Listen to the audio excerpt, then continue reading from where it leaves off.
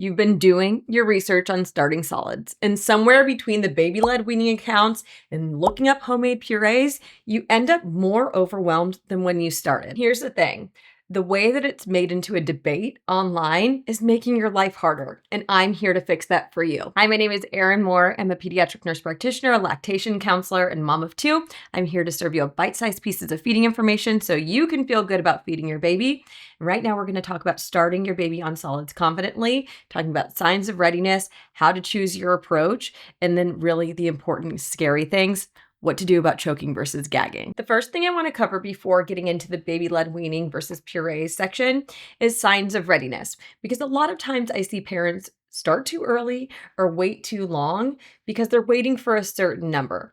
And what I tell families in clinic all the time is watch your baby, don't watch their age. Here are the 3 signs I'm looking for. Number 1, I want your baby to be able to sit upright with very minimal support. So I always think of it this way. Think about eating a sandwich. If you're slumped over and trying to eat a sandwich like this, it's going to be very hard. A baby needs to be able to sit upright in their high chair or wherever they're sitting without slumping over in order to be able to safely move the food from either the spoon or their hands and then swallow it. Number 2, I want them to be interested in eating. So if you're getting them involved in family meals or if you're eating in front of them, I want them to be grabbing for the food, staring, watching you take bites. Those are all really good signs that they are ready to start solid foods. Now, if you put food in front of a baby's face and they're not interested, it's going to be a challenge and a struggle for you and your baby. Number 3 is I want your baby to have lost their tongue thrust. So if you put food in a baby's mouth and they immediately move their tongue forward, go, and then the food comes out of their mouth, they're probably not quite ready. So you can keep trying, but if you're noticing that time and time again, I would give them maybe a few days or a week and see if it has gone away. Your baby needs to be able to put the food in their mouth, move it and process it in their mouth, and then swallow safely. Usually babies have hit these milestones somewhere between 4 and 6 months, but most of the time it's usually toward the end of the 5th month or 6th month. So watch your baby, don't watch the calendar, and then make sure you're seeing all of these things at home and get your go-ahead from your pediatric provider. So now we know your baby is ready for solid foods. Now, should you start with baby-led weaning or should you start with purees? For most families that I see in clinic, they're doing a little bit of both, and that is totally fine. Feeding your baby is not black or white. I want to give you a fair picture on both so you can decide what's right for your family. Let's start with baby-led weaning. So it is all the rage on all of social media. And the premise of baby-led weaning is that you are not handing your baby a spoon. Well, you might be handing your baby a spoon, but you're not putting the spoon in the baby's mouth. So you offer all the food on a tray or a plate, and your baby gets to choose what they want to eat, and they put the food in their mouth. They process the food and they swallow it. Baby-led weaning is really good for fine motor skills and oral motor skills, and it can really help your baby explore a variety of textures and flavors. A lot of families like it because they can modify the foods that they're eating and they can serve it to their baby. They don't have to choose something that's completely different. But one thing to think about is that sometimes when you start with baby-led weaning, it can be hard to get very rich in iron foods for your baby. So you really have to be thoughtful about what you're serving your baby and making sure you're offering those iron-rich foods. Purees are great for controlling textural progression. It often starts with babies getting pureed, very smooth food. So you cook the food, then you thin it with something like breast milk or sometimes formula or water, whatever you want to thin it with, and then puree it until it's very, very smooth.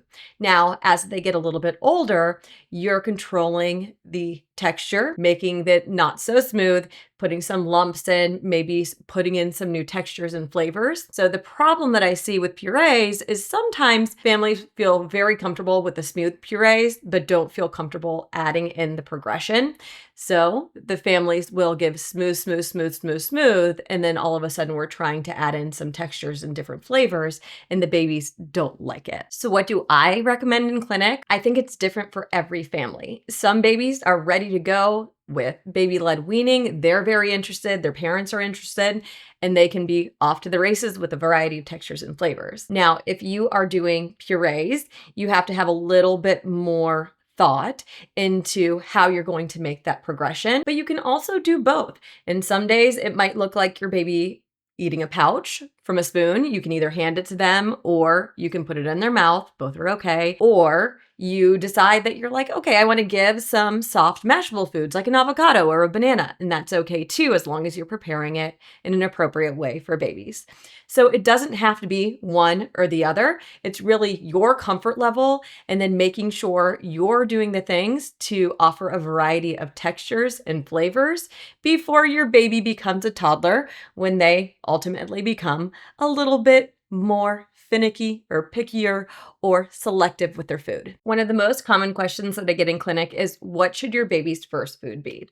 And it's going to look different for every baby. We know that iron stores in babies start to decrease between the 4 and the 6 month mark. So that is what we really want to focus on. And you can do whatever you feel the most comfortable with. Whether you decide to start with an iron fortified cereal, I like to avoid rice just because it can be constipating and there are higher levels of arsenic in rice. But there are different types of baby cereals and oats and sorghum and ancient grains that you can choose, and they're iron fortified, which is good for your baby. You can choose more of a traditional food like bananas, which can be constipating, so I'm a little bit about that. Avocado, very soft sweet potatoes. It doesn't really matter. It's what you feel comfortable with, but we want to make sure that we're focusing on the iron-rich foods. Now, one other important thing to talk about is allergen introduction. So as soon as your baby has tolerated a few foods, we need to start focusing on introducing peanuts and tree nuts and eggs, things that can help reduce the risk of allergies in your baby for the long run. It's important to introduce them, and then it's important to give them in their diet frequently. I want to spend a little bit of time talking about choking versus gagging because it is one of the most common concerns parents have, and honestly, it's really scary. So especially when you're doing baby-led weaning and you're giving your baby little chunks of food, even if they're soft and mashable or they have a little bit more texture, seeing your baby gag is scary. So let's talk about what it looks like for a baby to gag. When a baby's gagging, usually it's loud. Their face might turn red. Their eyebrows might turn red. They process the food, and then they process the food and usually end up spitting it out. Now with choking is silent. So it might start as this red or loud, but then it goes to being very quiet. It's actually a little bit eerie. When my son choked, he choked on a piece of pasta that was prepared appropriately. He inhaled the pasta, and how I knew it was different than gagging is that it started out with coughing, and then it turned to like a little wheeze, like and then it turned to nothing. His lips started turning blue, and he had this fear in his eyes, and it was so scary. I had just taken an infant CPR and choking class. I had my mom ninja gear, just like kicking, and I threw away his tray, yelled for my husband to come, and then did a couple back blows, and it came out. We both sat on the ground and we were crying and crying and crying. He was very startled. I was very startled, but it was so important that I knew what to do and I knew the signs to look for. I'm not telling you this story to scare you, but what I do want you to do is take an infant CPR and choking class. It is so important to know what to do in an emergency.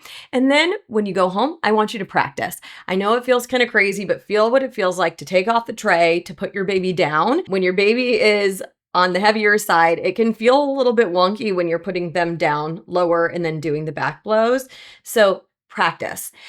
Your baby will think it's a joke. Don't hit them too hard or anything like that. You don't actually have to do the blows, but just do the positioning so you feel comfortable and confident knowing what to do in case of an emergency. I want to share 3 common issues I see when parents start solids.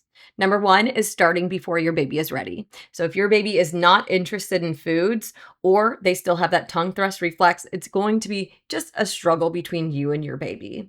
So if they're not ready and then you're putting the food in their mouth, and they just spit it out, or it becomes a power struggle, you're both going to lose. So wait until your baby is ready. Even if it's even a little bit older than 6 months, you still want to try. You still want to give them exposure. You want to get them involved in your meals, let them watch you eat, but don't force them to eat. Number 2 is staying on purees for too long. We really want to start getting your baby some different textures besides just smooth purees, somewhere between the 8th and the 9th month. Now, It's not the end of the world if your baby is not eating well as they near a year old. Definitely talk to your pediatric provider about it. But offering even some thicker pouches, different flavors, things that are not just sweet, that can all be very, very important. Number 3 is having unrealistic expectations. So we see a lot of babies on social media who are 6 months and they're chowing down on crawfish or lobster. That's not typical of just a developing baby. So even though we see it on social media, it doesn't mean that's necessarily what's going to happen with your baby. The worst thing we can do is expect your baby to eat a certain way or a certain amount, and then we make them eat that. Like I said, power struggles with your baby are not going to end well for either of you. So if your baby's jamming on their food and they really like it, then you can offer them more. If they're pushing away, if they're spitting it out of their mouth, we're not forcing them to eat. We want to feed our babies responsibly, always. My bottom line, if you want to do purees, do purees. If you want to do baby-led weaning, do baby-led weaning. If you want to do both, you do both. You have to do what works for your family. And while food before one is not just for fun, there are ways that we can make it work for you and your baby. If you want personal guidance on starting solids, that's choking versus gagging, what to start on, introducing allergens, I am here for you with virtual feeding appointments. Now, make sure to hit subscribe for all of your bite-sized pieces of feeding information, and I'll see you soon. Bye-bye.